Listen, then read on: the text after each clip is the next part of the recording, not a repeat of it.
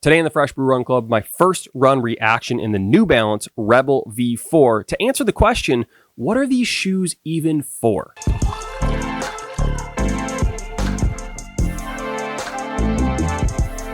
Welcome to the Fresh Brew Run Club. My name is Aaron, and I'm really excited today. I actually have something that I didn't plan on making a video about, but I saw enough pictures on the internet that it convinced me to purchase this shoe and go for a spin in them, and that's what I'm gonna do today. So I am talking about the New Balance Rebel V4. So I just made a video talking about the shoes I'm looking forward to running in 2024, and most of them are in the second half of the year. This shoe was not on the list. But like I said, I saw so many pictures on Instagram, I was convinced to purchase these. Plus, there is a little bit of a gap in my shoe rotation right now that I'm looking to fill, and I think these might do the trick. So you might be asking yourself, what is the Rebel V4? Well, according to New Balance, the New Balance Rebel V4 is crafted to be light and fast, built with fuel cell foam to deliver maximum propulsion and speed with minimal weight. The fuel cell Rebel V4 will be your go-to shoe for any kind of run.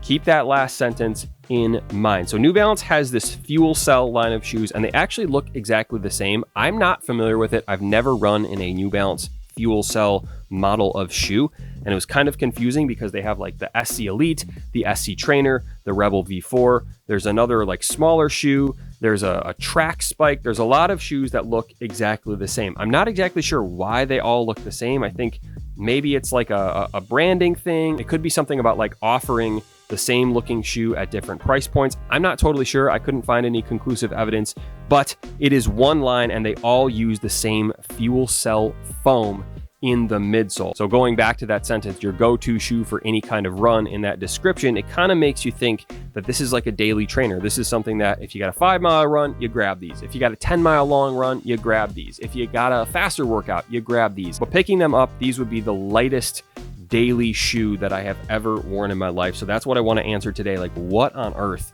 are these for? So we'll do a quick breakdown, and then I'm going to go on about a 6-mile run at a couple different paces and just give my initial thoughts. Now, I will make a 100-mile review of these shoes once I run 100 miles in them, obviously, because I think that's a much more fair assessment of how good a shoe is. But I think you can learn a lot in the first run in any pair of shoes, especially with a pair of shoes that I have no idea what these are actually for. Are they fast? Are they for daily runs? Are they for long runs? Are they for speed workouts? I don't know. Hopefully we'll find out a little more information today. So let's start with a breakdown, starting with the outsole. 2 thin pieces in the back. I'm a heel striker, so I'm very curious to see how these hold up over time. And then 3 pieces in the front.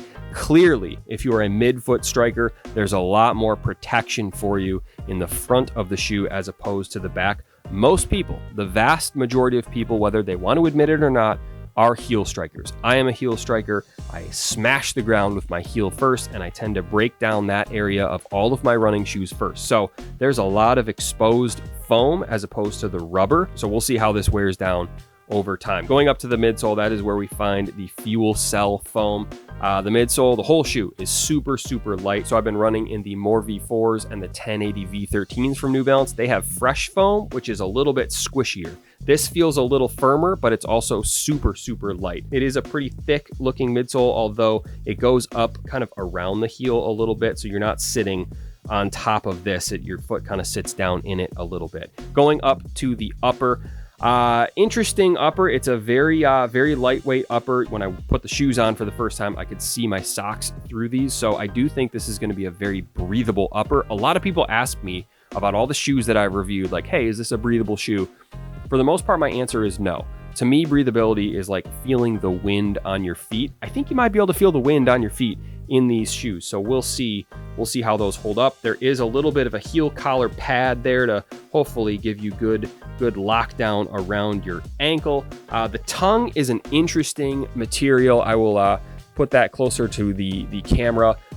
It's, I don't want to call it cheap, but I don't know. It's just kind of nondescript, maybe would be a better description of this tongue. And then the laces look like they're pretty standard laces. Overall, this is a very cool looking shoe. It has that very fast lime green color that a lot of shoe companies have been putting on their racing shoes lately. It looks fast. It looks kind of like almost like a Lamborghini sort of design.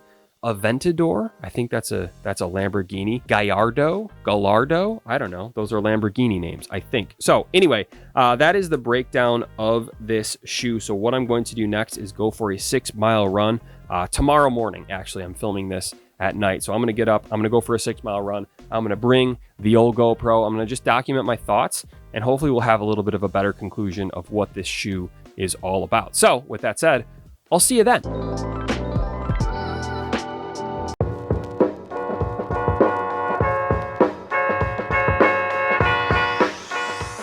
Okay, cool. I am about 5 miles in. I'm desperately trying to find a direction that isn't windy, so I apologize. But 5 miles down in the Rebel V4s, and these are awesome. The first thing and the most noticeable thing is they are super light. Like, they are a very, very lightweight shoe. Definitely fast. The other thing I like about these are super wide. I don't have any concerns about stability, especially with my heel strike because of the width. So that is great. The third thing, right off the bat, that I noticed, these are very breathable. I can actually feel the wind on my feet, which is a true sign of breathability. So 3 very positive things to start. So let's talk about the foam, the fuel cell foam. It's very light.